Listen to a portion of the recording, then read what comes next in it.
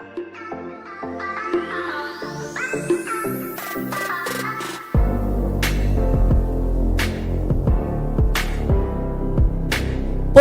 Transportasi Darat Indonesia adalah perguruan tinggi kedinasan yang bernaung di bawah Kementerian Perhubungan. Politeknik Transportasi Darat Indonesia STTD Bekasi merupakan tempat pendidikan taruna-taruni sebagai calon insan perhubungan yang siap melayani masyarakat berdasar 5 citra manusia perhubungan.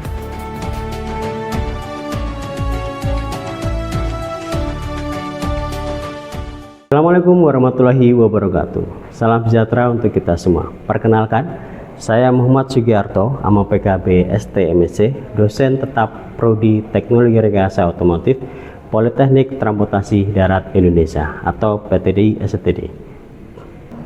Kali ini izinkan saya berbagi tentang salah satu mata kuliah yang begitu dekat di hati saya, yaitu Teknik Karoseri dan Rekayasa Kendaraan Bermotor.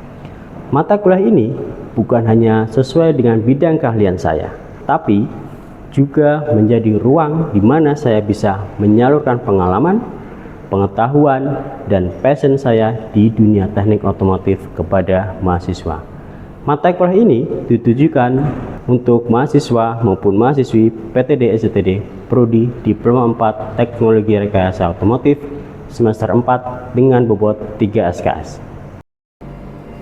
Disampaikan dalam 16 kali pertemuan tatap muka dengan rincian 14 kali pertemuan materi dan 2 kali pertemuan masing-masing dilaksanakan sebagai ujian tengah semester dan ujian akhir semester.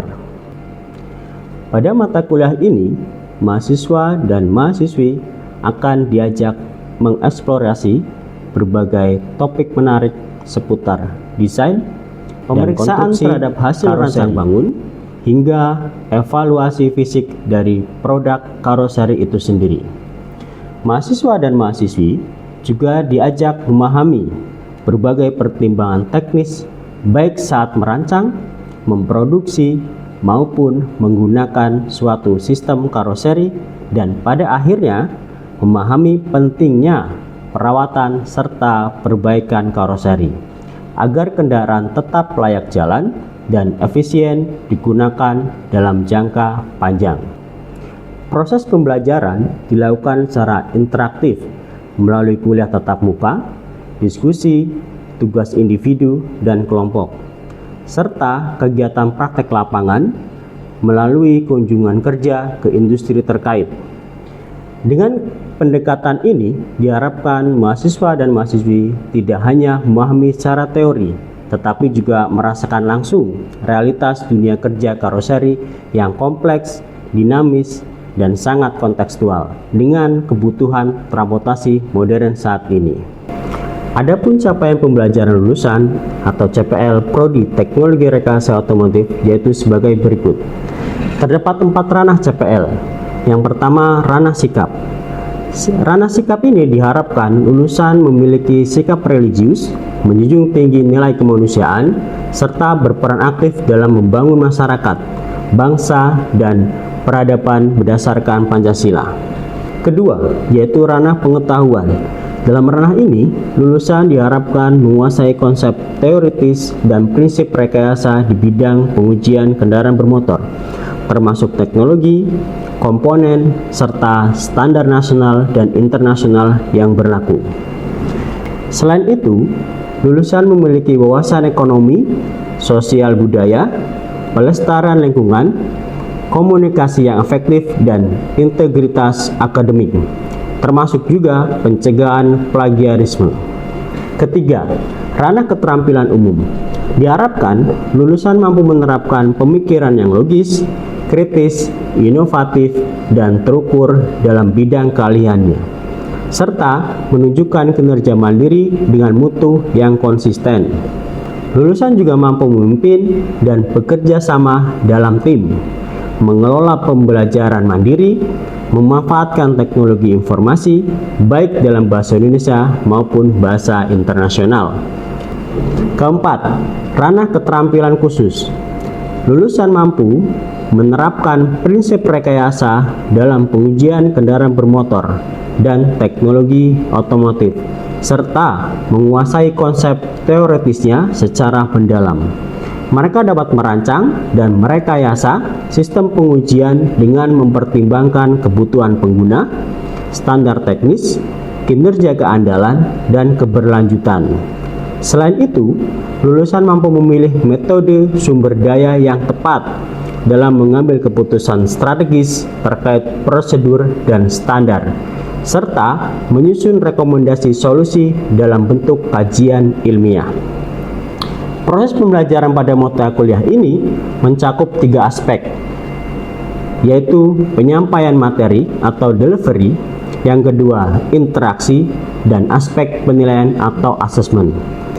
Untuk materi perkuliahan beserta pembelajaran semester atau RKS telah saya sediakan dan dapat diakses secara langsung oleh mahasiswa maupun mahasiswi. Setiap kali perkuliahan dimulai, saya selalu berusaha menciptakan suasana yang hidup dan interaktif. Kami bertatap muka langsung, berbagi cerita, ide, dan pengetahuan. Dibantu juga oleh berbagai media pembelajaran melalui bisa dari video, literatur digital, kuis interaktif, file Word, PowerPoint, maupun PDF, hingga desain visual seperti Canva. Semua itu saya pilih agar materi tidak hanya disampaikan, tetapi juga terasa dekat dan mudah dipahami oleh mahasiswa. Interaksi di kelas menjadi momen yang sangat saya tunggu-tunggu. Ada tawa saat berdiskusi, rasa penasaran ketika tanya jawab, dan semangat ketika kami berkolaborasi menyelesaikan suatu tugas. Bahkan, refleksi bersama di akhir sesi sering menjadi waktu yang berharga, di mana mahasiswa bisa menyampaikan pandangan dengan jujur dan terbuka. Untuk penilaian, saya percaya bahwa proses sama pentingnya dengan hasil. Karena itu, saya menggunakan asesmen formatif seperti kuis, proyek individu maupun kelompok, serta penilaian sikap dan keterampilan yang sesuai dengan RPS. Dan di akhir perjalanan ada asesmen sumatif berupa UTS dan UAS yang menjadi titik evaluasi bersama dan bukan sekedar ujian, tapi juga cermin dari perjalanan belajar mengajar yang telah kita lalui. Dalam setiap perkuliahan, saya selalu berusaha juga untuk menghadirkan sumber belajar yang berkualitas. Buku-buku karya para ahli, artikel jurnal bereputasi menjadi bekal utama. Saya pilih bukan hanya karena isinya yang mendalam, tetapi juga karena mampu menyajikan wawasan terbaru di bidang teknik karoseri dan rekayasa kendaraan bermotor. Dengan begitu, mahasiswa dapat terus terhubung dengan perkembangan ilmu pengetahuan dan teknologi yang bergerak cepat di era saat ini. Saya telah menyiapkan sebuah video yang merekam proses pembelajaran mata kuliah teknik karoseri dan rekayasa kendaraan bermotor. Video ini sebuah jendela kecil yang menunjukkan bagaimana diskusi, praktek, dan interaksi terjadi di kelas. Harapannya, para audiens juga merasakan pengalaman belajar yang nyata. Mari kita simak video berikut. Halo, selamat pagi.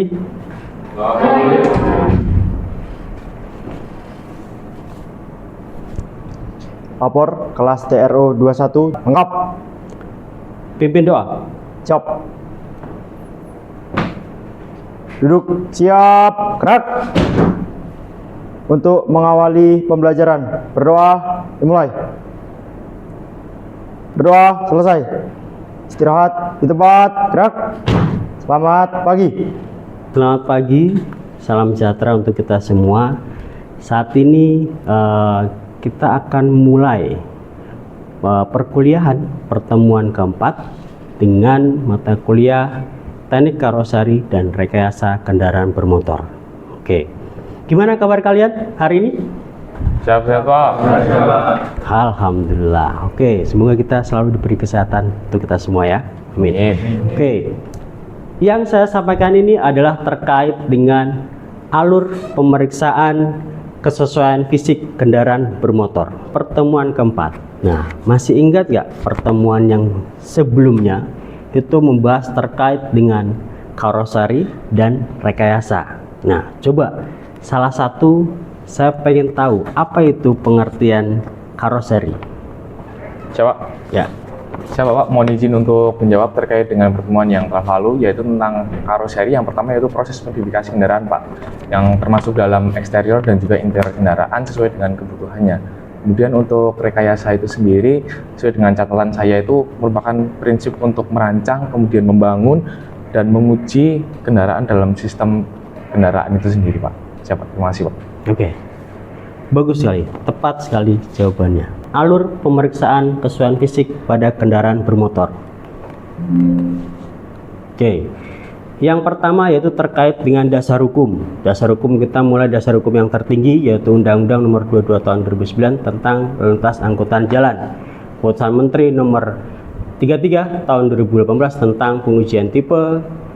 Selanjutnya, ini adalah proses pemeriksaan kesesuaian fisik karoseri. Dimulai yang pertama yaitu terkait dengan verifikator menerima dan memeriksa pendaftaran permohonan pemeriksaan fisik pada akun verifikator. Yang kedua yaitu verifikator meneruskan dan menentukan penguji siapa yang akan berangkat dan akan melakukan pemeriksaan kendaraan bermotor itu. Item pemeriksaannya yaitu landasan atau sasis itu sendiri. Sasis ini kita periksa yang pertama nomor rangka, nomor mesin, bentuk fisik kendaraan, dimensi kendaraan, kesesuaian material, posisi lampu, dan ukuran ban. Dimensi bak muatan, volume tangki, dimensi dan jumlah tempat duduk, berat kosong, lain-lain, perisai kolong, pengarah angin, spoiler, dan alat pemantul cahaya (APC). Ini adalah dokumentasi terkait kegiatan pemeriksaan fisik kesesuaian fisik produk karoseri dengan jadwal yang telah ditentukan, yaitu ada beberapa penguji, di depannya ada kendaraan yang akan diperiksa, dan semua secara detail dan harus sesuai dengan form yang diusulkan. Pemasangan bumper belakang atau roof.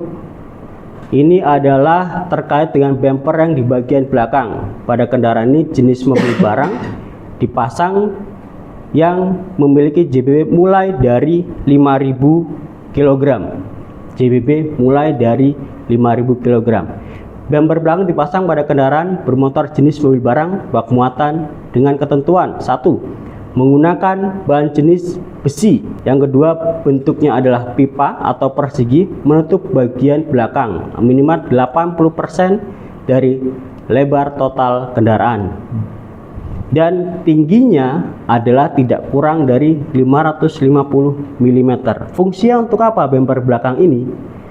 Untuk meminimalisir tingkat kefatalan pada saat tabrak belakang. Terpasang harus kokoh pada sasis dan subframe.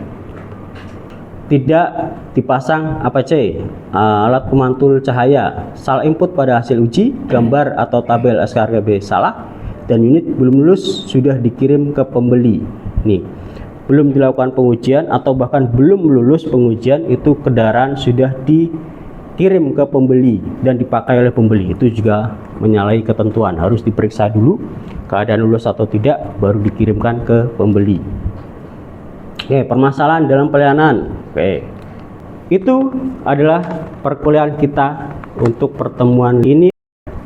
Jadi beberapa materi terkait pemeriksaan fisik kendaraan bermotor yang dilakukan oleh penguji kendaraan bermotor itu sendiri. Dari paparan yang saya sampaikan, dari beberapa materi terkait dengan pemeriksaan fisik, yaitu terkait fisik tempat pengujian di karoseri, dan seorang penguji itu harus ngapain, verifikator itu harus ngapain. Nah, sekarang saya mau mencoba untuk memberikan kesempatan untuk bertanya. Coba, siapa yang ada pertanyaan terkait dengan materi ini? Angkat tangan. Oke, coba April. Siapa? Mohon izin Pak, izin memperkenalkan diri, nama Taruni Remaja Prelistia Putri, motor 2306604. Izin Pak, tadi kan dalam proses pemeriksaan kesesuaian fisik karoseri kendaraan itu kan melalui proses verifikasi dokumen oleh verifikator sebelum dilakukan uji pada unit kendaraan tersebut. Nah, ini tuh untuk memastikan bahwa data yang tercantum pada dokumen itu kan sesuai dengan kendaraan ya Pak. Maka apa sebenarnya peran dari verifikator tersebut dalam melakukan proses pemeriksaan kesesuaian fisik ini, serta apa saja alasan yang menyebabkan terjadinya penolakan permohonan yang sering terjadi dalam proses tersebut. Siap, terima kasih Pak. Oke, betul. Pertanyaan yang bagus. Apa sih peran serta verifikator ini ngapain sebenarnya? Terus dari hasil verifikasi biasanya masalahnya apa aja yang menjadi alasan penolakan? Yang pertama itu terkait dengan verifikator, yaitu dia bertugas untuk satu menerima SKRB itu, surat rancang bangun itu, SK rancang bangun itu, menerima, terus selanjutnya memeriksa, memvalidasi data pemohon, ya kan, memvalidasi data pemohon, pemeriksaan fisik seperti SKRB, merek, tipenya, warnanya, jenis kendaraannya apa, nomor rangka, nomor mesin, sampai warna kendaraan, itu diperiksa oleh verifikator semua dan harus sesuai dengan SKRB itu. Nah, penolakan ini terjadi jika ada data yang tidak sesuai dengan SKRB itu sendiri. Jadi data yang disampaikan, data yang ada di lapangan assisting ternyata tidak sesuai dengan SK rancang bangunnya itu sendiri. Itu merupakan alasan penolakan. Yang kedua yaitu salah penginputan data. Salah penginputan data atau permintaan penolakan dari pemohon karena kesalahan administrasi. Jadi ada penginputan data yang salah atau administrasi ada yang kurang diupload atau belum diupload, akhirnya dari pemohon meminta untuk atau diulangi lagi permohonan SKRB ini oleh verifikator. Mungkin itu, Prilia? Sudah cukup? Cukup. Coba. Oke, ya, Yogi. Siapa? Sebelumnya mohon izin untuk mengenal diri. Nama Taruna Remaja Yogi Rahman, notar 2306024. Mohon izin bertanya Pak, dari yang sudah Bapak paparkan tadi terkait dengan pemeriksaan fisik kendaraan bermotor, saya tertarik dengan alat pemantul cahaya Pak atau APC sendiri. Jadi dijelaskan bahwasanya aturannya yang pertama JBB-nya itu minimal di 7.500 ke atas kendaraannya. Betul. Kemudian dengan sumbu 1.2 dan berbagai aturannya. Nah, yang saya tanyakan tuh, mengapa aturan untuk alat pemantul cahaya ini diatur secara ketat Pak, dan apa saja jenis kendaraan yang wajib untuk dipasang wajib dipasang APC untuk kendaraan itu Pak? Siap, terima kasih Pak. Oke, terima kasih. Pertanyaan yang bagus juga dari Yogi. Oke, kenapa APC ini, alat pemantul cahaya ini diatur secara ketat dan fungsinya untuk apa? Kendaraan spesifikasi apa yang harus dipasang alat pemantul cahaya? Yang pertama yaitu terkait dengan kenapa kok harus dipasang APC? Untuk meningkatkan visibilitas dari kendaraan terutama pada malam hari atau pada saat penerangan yang kurang, mungkin pada saat keadaan situasi lingkungannya mendung atau seperti apa. Nah, butuhkan untuk visibilitas kendaraan itu sendiri, yaitu kondisi terbatas cahaya untuk mencegah kecelakaan, terutama tabrak belakang atau tabrak samping yang pada saat visibilitasnya pengemudi itu turun. Nah, kendaraan yang wajib itulah kendaraan barang. Kendaraan barang di atas atau sama dengan 7.500 kg untuk JBB, jumlah berat yang diperbolehkan, yaitu kendaraan barang ada bak muatan terbuka maupun bak muatan tertutup, mobil tangki, kereta gandengan dan kereta tempelan. Untuk sesi tanya jawab, oke, kita tutup ya. Selanjutnya akan dilakukan sesi diskusi. Nah, sesi diskusi ini nanti akan kita ambil satu tema terkait dengan pemeriksaan fisik kendaraan bermotor. Nanti dari pihak mahasiswa atau mahasiswi saling bertukar ide, saling bertukar pendapat di bidang pengujian kendaraan bermotor, terutama pada saat pemeriksaan fisik kendaraan bermotor itu sendiri. Saya akan memberikan kesempatan untuk paling nggak mencurahkan atau menyampaikan sebuah ide, inovasi atau gagasan dengan tema yang akan saya berikan. Temanya yaitu terkait dengan optimalisasi alur pemeriksaan kesesuaian fisik kendaraan bermotor pada perusahaan karoseri untuk meningkatkan kepatuhan dan keselamatan. Nah, oke. Tahapan apa saja kira-kira yang dilakukan untuk mengoptimalisasi alur pemeriksaan kesesuaian fisik kendaraan bermotor pada karoseri atau untuk meningkatkan, paling enggak, untuk meningkatkan kepatuhan dan keselamatan di jalan raya. Oke. Saat ini coba ada yang punya gagasan, ide, atau pendapat untuk tema ini, angkat tangan. Oke. Coba Sudan. Baik Pak, sebelumnya mohon izin Bapak, mohon izin memperkenalkan diri. Nama Taruna Remaja Muhammadiyah Rais, notar 2306017. Baik Bapak, di sini saya mempunyai pendapat mengenai tahapan kunci dalam alur pemeriksaan kendaraan, Pak. Jadi tahapan kunci yang pertama yaitu verifikasi dokumen awal seperti data SKRB mengenai identitas kendaraan seperti merek, tipe, jenis, nomor rangka, nomor mesin, dan warna kendaraan yang bisa diverifikasi oleh verifikator. Selanjutnya yang kedua, menurut saya pemeriksaan lapangan oleh penguji, Pak, meliputi pengukuran dimensi, pengecekan pemasangan komponen, keselamatan seperti APC dan RUP, serta kesesuaian warna dan juga kondisi teknis kendaraan, Pak. Yang ketiga, pengambilan foto dan input data, bisa menggunakan aplikasi seperti Appsheet untuk dokumentasi langsung di lapangan. Selanjutnya, yang terakhir, evaluasi berlapis. Jadi hasil pemeriksaan dianalisis oleh evaluator, supervisor, hingga kepala balai pengelola, balai pengujian layak jalan serta sertifikasi kendaraan bermotor atau BPLSKB sebelum disahkan oleh Direktorat Sarana Transportasi Jalan. Mungkin itu Bapak pendapat dari saya, Pak.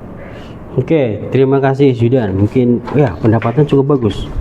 Untuk mengoptimalkan, yaitu tahapan yang pertama yang menjadi kunci adalah alur pemeriksaan itu sendiri. Alur pemeriksaan itu sendiri yaitu verifikasi dokumen, pemeriksaan lapangan oleh penguji, pengambilan foto atau dokumentasi, input data, serta evaluasi yang berlapis. Ya, itu cukup bagus untuk mendapat dari Sudan. Oke, selanjutnya ada yang mau menambahkan terkait dengan tema ini? Angkat tangan. Yang kedua, izin Pak, izin memperkenalkan diri. Nama Tarunindia Nur Aida. Izin Pak, izin menyampaikan pendapat saya mengenai tujuan utama dalam proses pemeriksaan itu. Yang pertama adalah memastikan kendaraan sesuai dengan spesifikasi teknis di SKRB.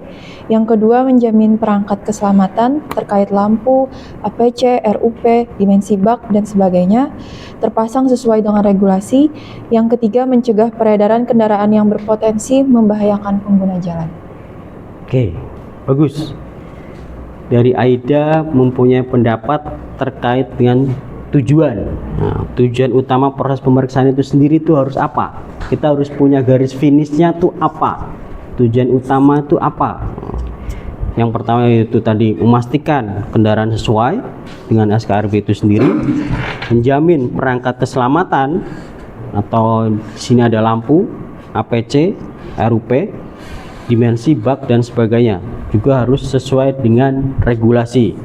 Terus yang ketiga itu terkait untuk mencegah peredaran kendaraan yang berpotensi untuk membahayakan pengguna jalan lain atau keselamatan pengguna jalan lain. Oke, bagus untuk masukan atau pendapat gagasan dari Aida. Selanjutnya ada tambahan gagasan dari yang lain? Ngatan? Dampaknya setelah dioptimalisasi yaitu terkait dengan keselamatan lalu lintas serta kepatuhan industri dan citra positif dari sektor transportasi itu sendiri. Oke, terima kasih. Dari sesi diskusi ini kita beri aplaus kepada kita semua.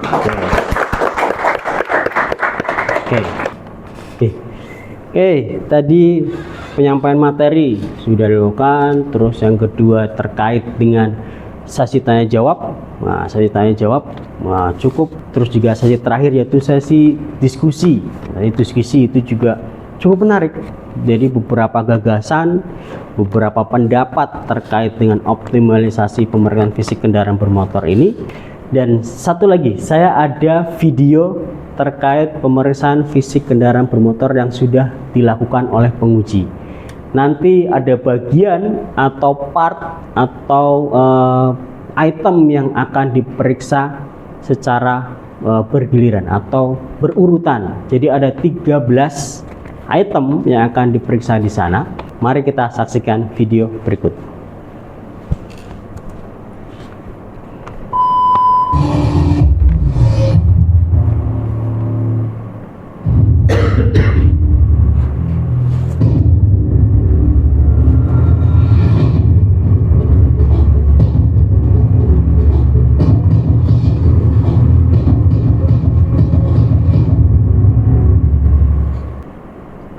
Untuk pemeriksaan yang pertama yaitu pemeriksaan landasan yang meliputi nomor rangka dan nomor mesin. Kita cek apakah nomor rangka yang tertera sesuai dengan yang diajukan. Nah, selanjutnya yaitu nomor mesin. Nomor mesin dapat dilihat pada mesin atau stiker maupun plat kartu pembuat. Untuk nomor mesin ini juga harus dapat terbaca jelas dan sama ya dengan pengajuan. Landing gelas untuk kaca depan dan tumbler gelas untuk kaca samping dan belakang. Berikutnya pemeriksaan sistem rem, roda-roda, dan suspensi. Periksa kesesuaian sistem rem, roda-roda, dan suspensi pada kereta gandingan dan tembelan. Sistem rem, roda-roda, dan suspensi pada kereta gandingan dan tembelan harus sesuai dengan yang ada pada SK rancang bangun. Tadi kita telah saksikan bersama video pemeriksaan fisik kendaraan yang dilakukan oleh seorang penguji. Setelah ini yaitu ada tugas mandiri maupun tugas kelompok yang akan saya sampaikan pada e-learning atau GCR yang saya sampaikan nantinya. Oke, sekian perkuliahan ini. Kita akan ketemu lagi di perkuliahan selanjutnya ya dengan membahas tema-tema yang lebih menarik lagi. Terima kasih, selamat siang. Wassalamualaikum warahmatullahi wabarakatuh. Waalaikumsalam. Sekian video rekaman proses pembelajaran untuk mata kuliah Teknik Karoseri dan Rekayasa Kendaraan Bermotor pada program studi Diploma 4 Teknologi Rekayasa Otomotif Politeknik Transportasi Darat Indonesia STTD Bekasi. Video ini saya siapkan sebagai bagian dari perjalanan saya memenuhi persyaratan penyusunan dokumen pernyataan diri dosen dalam unjuk kerja Tridharma Perguruan Tinggi atau PDD UKT PT. Di balik setiap potongan gambar ada cerita tentang dedikasi, proses belajar mengajar, dan komitmen saya dalam menjalankan peran sebagai pendidik. Harapan saya sangat sederhana, yaitu video ini dapat memberikan gambaran yang jelas sekaligus menjadi bahan pertimbangan positif dalam proses penilaian sertifikasi dosen. Belum lebih dari sekedar dokumen penunjang, saya ingin video ini menjadi cerminan nyata dari upaya dan kontribusi yang telah saya lakukan di dunia pendidikan tinggi. Akhir kata, saya ucapkan terima kasih, sampai jumpa lagi di lain waktu dan kesempatan. Wassalamualaikum warahmatullahi wabarakatuh.